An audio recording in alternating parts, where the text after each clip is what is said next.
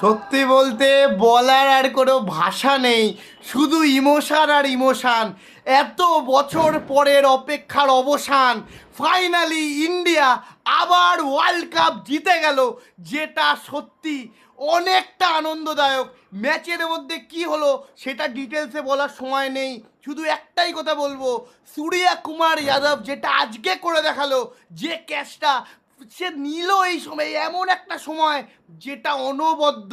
আর জাসপ্রীত বুমরা, এক্ষুনি তাকে player of the tournament দিয়ে দেওয়া উচিত, এক্ষুনি তাকে প্লেয়ার অফ দ্য টুর্নামেন্ট দিয়ে দেওয়া উচিত।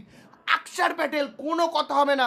আর বিরাট কোহলি লেজেন্ড, এর থেকে বড় প্লেয়ার আর হবে না ভারতীয় ক্রিকেটে।